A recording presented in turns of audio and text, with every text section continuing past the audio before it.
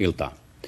Neuvostoliitossa viikonvaihteessa sattuneesta ydinvoimala-onnettomuudesta on kerrottu ensimmäisen kerran yksityiskohtaisia tietoja hetki sitten Moskovan television uutislähetyksessä.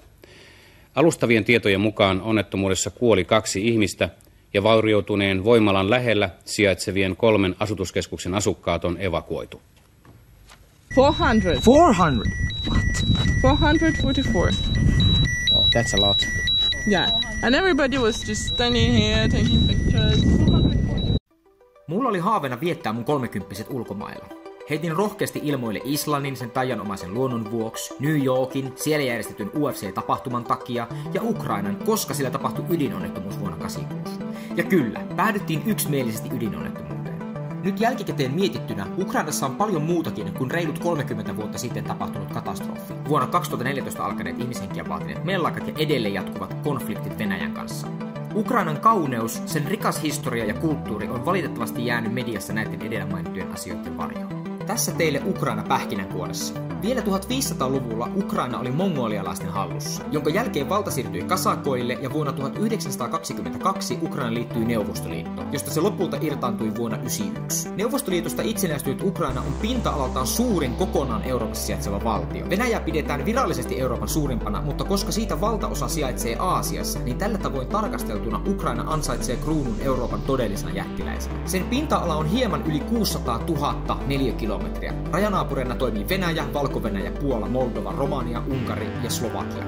Maan väkiluku on reilut 45 miljoonaa asukasta, josta lähes 3 miljoonaa asuu sen pääkaupungissa Kiovassa. Kaupungin johtajana toimii Vitali Klitschko, kuka on pikkuveljensä Vladimirin tavoin entinen nyrkkeilyn raskaansarjan maailmanmestari. Ukrainasta ponnistaa muitakin kovia ja tunnettuja nimiä, kuten Hollywood-tähdet Mila Kunis, Milla Jovovits ja Olga Kurylenko, sekä tämän hetken ehkä mielenkiintoisin nyrkkeilynimi Vasyl Lomachenko, mies suoraan Matrixista. Pakko heittää vielä hevitärppi myös raskaamman musiikin ystäville, sillä Ukrainasta ponnistaa erittäin loistavaa mättöä tekevä Ginger, jonka naissolisti on ilmiömäinen. Kiova on saanut nimensä sen perustaneiden veljesten mukaan, jotka olivat nimeltään Kyi, Czech ja Koryv, joista onneksi päädyttiin tuohon kaikista helpoimpaan vaihtoehtoon. Kiovan pinta-ala on 836 neliökilometriä ja vertailupohjana Helsingin pinta-ala on 215 neliökilometriä, jolloin Kiova on karkeasti 4 kertaa Helsingin kokoinen. Kaupungin tunnetuimpia turistikohteita ovat Itsenäisyyden aukio, jossa käytiin ihmishenkiä vaatineita mellakoita ja jonka seurauksena satoja ihmisiä joutui sairaalaan. Paikalla on edelleen mellakoissa menehtyneiden muistomerkkejä ja paljon siihen liittyviä symbolisia teoksia. Muita merkittäviä kohteita ovat Kiovan luolaluostari ja muut näyttävät kirkot ja valtava Motherland-monumentti, joka on yksi muutamasta neuvostoajan rakennelmista, jotka on säästetty tähän päivään. Patsas on reilut 100 metriä korkea ja sen oikeassa kädessä oleva miekka on itsessään jo 16-metrinen. Kilvessä koreilee Neuvostoliiton vaakuna ja yhteensä yli 11 000 suuren isänmaallisen sodan sankareiden nimet. Näky oli todella vakuuttava, sillä auringon valossa kimaltelevan jättiläismäisen patsaan näki jo kaukaa ja se herätti huomioon jo paljon ennen kuin lopulta saavumme paikalle. Kiovassa on valtava määrä loistavia ravintoloita, jotka tarjoaa tuttujen ja turvallisten kansainvälisten lättyjen lisäksi hyvin erikoisia paikallisia herkkuja. Hintataso hyvin karkeasti sanottuna pyörii 10 molemmin puolin. Kaupungissa saa kulumaan useita päiviä pelkästään satunnaiseen pyörimiseen, sillä siellä riittää nähtävää ja ihmeteltävää merkittävissä määrin. Kaupunki osoittautui myös loistavaksi paikaksi ylittää 30 ikävuoden rajapyykki. Mie ostin tupakkaa. Meillä on täydellinen kisastudio täällä perähuoneessa.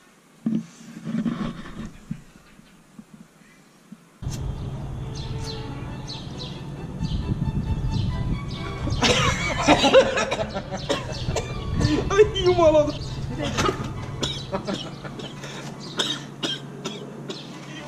Seuraa entistäkin viisaampia sananlaskuja.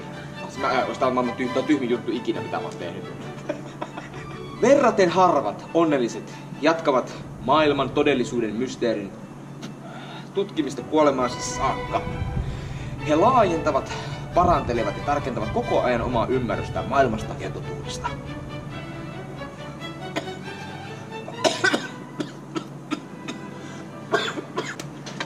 Menisiköhän tää paha olo ohi kaljalla?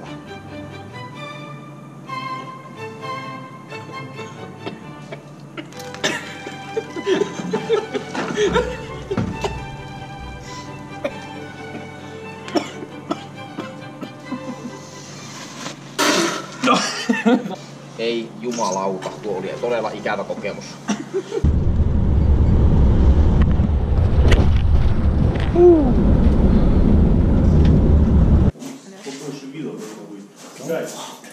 You ever tried anything before? No. Nothing. No, nothing. Yeah, and me neither. So this is my first time too. Okay. Yeah. Well, these three are most easy. Okay. Okay, these three. 'Cause this one is the easiest. The one. It's like I can say that this was made for women. It's very easy. It's very light, no recoil, and very comfortable. AK is the classic one. Yeah, of course. Okay. Nothing hard. Also very That's easy. the one that you were talking about. Yeah. Yeah. Okay. Yeah. This one a little bit more heavy. This is the most important rule. Deal with the gun like there are some rules every time.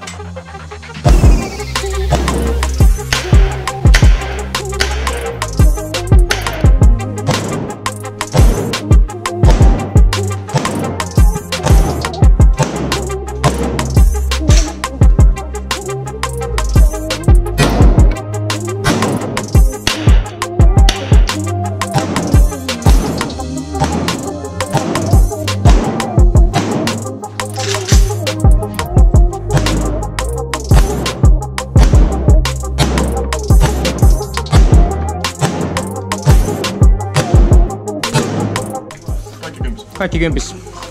Olis kaikilla kaikki kympis? Oikeesti? Te näette videota. Kaikki ampui 10. Onni ampui kaikista eniten keskelle ja mulla ja Pepellä oli lähes identtiset. Noniin, pistähän Veera.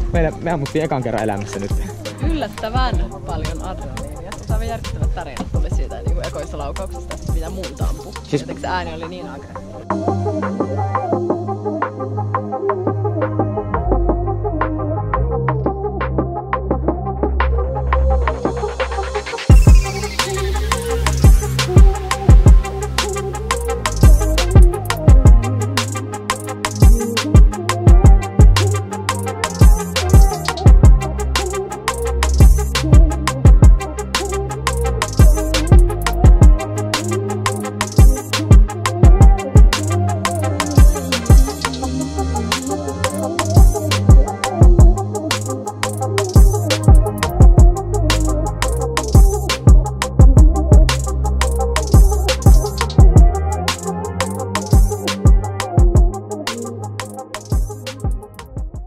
Extreme heat began to melt the core.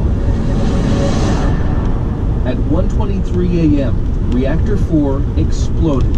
It spewed 8 tons of radioactive debris into the atmosphere. Ollaan tällä 30 kilsan rajalla nyt. Ja seuraavaksi mennään semmoiselle alueelle, mihin ei ilmeisesti pääse mitenkään muuten. Pitikö ottaa tavarat? Passi. Ja nyt tosi outo katsoa tota dokumenttia. Mulla on just nyt menossa sinne, mistä se dokumentti kertoo. Huomenta. Voisat loukut. Moi ei. Siis kun Suomessa on tottunut siihen, että näkee niinku yhden hylätyn talon. Nyt me ollaan aika isolla alueella, missä on vaan hylättyjä taloja käytännössä. Terve! Ensimmäinen asukas, niinkö? Nyt terve! This one especially likes to jump on people. Yeah. What's his name or her? You may just name it. They understand all the languages of the world. Yeah, okay, so they can speak Finnish too, yeah. Yeah. If you Moi. know it in Finnish, you understand. Moi! Oot sä radioaktiivinen koira, ootko? Oot sä radioaktiivinen koira? Joo, tarottoimaan se. Oi, että miten söpö. Oi herra jumala. Se syli. Voi että. Tšernobyl on heittämällä yksi hämmentävimmistä paikoista, missä mä oon ikinä käynyt. Vielä 80-luvulla siellä kukoisti Pripyatin ydinvoimala kaupunki, jossa asui parhaimmillaan 49 000 ihmistä. Kunnes huhtikuun 26. päivä vuonna 1986 siellä sattui ihmiskunnan historian tuhoisin ydinonnettomuus. Tšernobylin ydinvoimalan 4. reaktori räjähti siinä olleiden puutteiden ja työntekijöiden laiminlyöntien seurauksena. Räjähdyksessä kuoli välittömästi 2 ihmistä, jonka jälkeen luku nousi pian 31, sisältäen paljon ensimmäisenä paikalle saapuneita palomiehiä. Lopulliset arviot kuolinluvuista ovat hyvin kyseenalaisia, mutta varmana voidaan pitää, että ainakin 4000 ihmistä menehtyi lopulta säteilyn aiheuttamiin jälkisairauksiin. Onnettomuuden sattuessa alue kuului vielä Neuvostoliittoon. Alkuun onnettomuutta yritettiin jopa salata ja sen vakavuutta vähäteltiin. Pripyatin kaupungin evakuointikin aloitettiin vasta 36 tuntia reaktorin räjähdyksen jälkeen. Maan sen hetkinen johtaja Mikhail Gorbatsov teki ensimmäisen julkisen lausuntonsa onnettomuudesta vasta 18 päivää onnettomuuden jälkeen. Gorbatsov lopulta sanoi, että Neuvostoliiton kaatumisen suurin syy, jopa perestroikan rinnalla, oli lopulta Tšernobylin ydinonnettomuus. Ukraina on arvioinut onnettomuuden maksaneen maalle $150 miljardia, mikä on 5-7% koko valtion budjetista. Nykyään Tšernobylin alueen aavekaupunki sijaitsee 30 kilometrin suojavyöhykkeen sisällä ja se on avattu turismille vasta vuonna 2011. Alueelle on mahdollista ostaa Kiovasta käsin järjestettyjä turistimatkoja, jotka ovat tarkoin mietittyjä turvallisuuden kannalta. Sinne johtavalla tiellä on lukuisia tarkastuspisteitä, mitä vartioivat asestautuneet sotilaat. Alueelle ei myöskään ole suositeltavaa mennä ilman Geiger-mittaria, minkä avulla voi välttää hengenvaarallisesti säteilevät hotspotit. Eniten säteilevät paikat ovat Pripyatin sairaalan alakerrassa sijaitseva huone, jonne palomiehet sijoittivat työasunsa sen jälkeen, kun olivat altistuneet erittäin voimakkaalle säteilylle. Kaikista vaarallisimpana pidetään niin kutsuttua elefantin jalkaa, mikä sijaitsee räjähtäneen nelosreaktorin alapuolella. Se on saanut nimensä elefantin jalkaa muistuttavasta ulkomuodostaan, ja sen säteily on niin voimakasta, että 5 minuuttia sen läheisyydessä johtaisi kuolemaan 1-2 päivässä. Hotspotteja esiintyy edelleen virtaavan veden lähellä, joidenkin rakennusten sisällä ja punaisessa metsässä, jonne ydinonnettomuuden laskeuma osui voimakkaasti, tappaen puut lähes välittömästi ja muuttaen niiden lehtien värin punaiseksi. Ajoimme bussilla kyseisen metsän läpi, jonka seurauksena auto täyttyi Geiger-mittareiden selkäpiitä karmivasta kakofoniasta. Following the bus, out of the bus it will be almost twice higher, because we're passing that red forest, you remember the picture. 17.23, 16.77. Kaikesta kuumottelusta huolimatta Tšernobylissä on turvallista käydä, kun noudattaa annettuja turvallisuusohjeita, esim. Istuminen maassa on kielletty. Myös alueella vietetty aika on niin lyhyt, että siellä saadun säteilyn määrä ei ole terveydelle millään tavalla haitaksi. Ihminen altistuu jatkuvasti avaruuden taustasäteilylle ja säteilyä saa muun muassa myös lentokoneissa, röntgenkuvissa ja tupakoidessa. Tšernobylin pääpirulainen eli itse tehdas valettiin jo vuonna 1986 betonin sisään, jonka ideana oli vähentää sen tuottamaa säteilyä sen ympäristöön. Rakennelma kuitenkin rapautui vuosien saatossa ja vuonna 2016 valmistui uusi ja jättimäinen kiskoilla siirrettävä suojakuori, joka on yli 100 metriä korkea, 3 kertaa Eiffeltornin painoinen ja maailman suurin siirrettävä metallirakennelma. Tämän suojakuoren on tarkoitus kestää noin 100 vuotta. Vuosien 1991 ja 2000 välillä reaktorit 1, 2 ja 3 otettiin hiljalleen pois käytöstä. Nykyään valtavan suojakuorirakennelman sisällä on 2 siltanosturia, jotka hiljalleen purkavat vanhaa tehdasrakennelmaa. Tšernobyl on turvallinen pysyvälle asutukselle vasta 20 000 vuoden kuluttua. Welcome to Pripyat!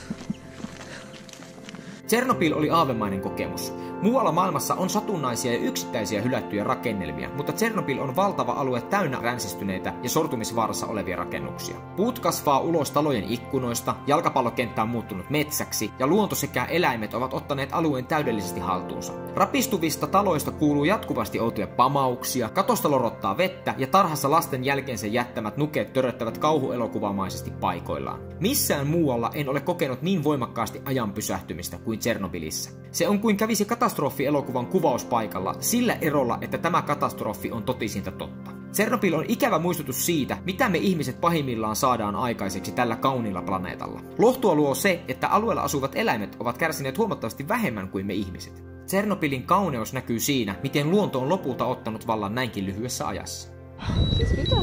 400. So it's such a tiny hotspot. Tosiaan siinä takana näkyy noissa stadionin istumapaikat ja tuo metsä tuossa edessä on jalkapallokenttä.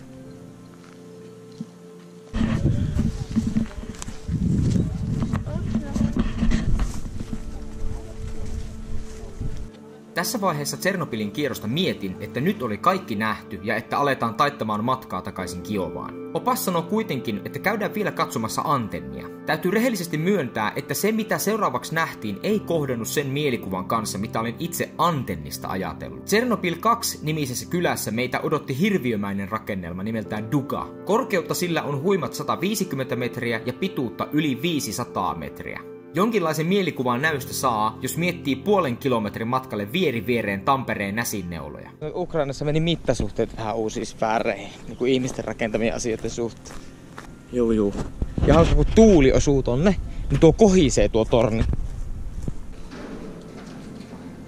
Mikä ihme tää hökötys sitten oikein on? Sen äärettömän vahva signaali ilmestyi yhtäkkiä vuonna 1976 maailmanlaajuisesti radiotaajuuksille. Sen voimakkaasti nakuttava ääni sai nopeasti lempinimen venäläinen tikka, joka häiritsi radioiden lisäksi myös televisiosignaaleja ja lentoliikenteen radioviestintää. Kyseisen rakennelman tarkoitus oli havaita mahdolliset mannerten väliset ohjusiskut Tsernobylin ydinvoimalaa kohtaan niin varhaisessa vaiheessa, että pitkän matkan ohjukset saataisiin ammuttua alas ennen kuin ne osuvat ydinvoimalaan. Duka-tutkajärjestelmän mystinen nakutus herätti aikanaan jopa teorioita neuvostoliittolaisten kehittämästä mielen sekä säänhallintateknologiasta. Lopulta vuonna 1989 signaali katosi kokonaan. Nykyään tuulen seurauksena aavemaista huminaa pitävä rakennelma ränsistyy keskellä Tsernobylin metsää täydellisessä yksinäisyydessä.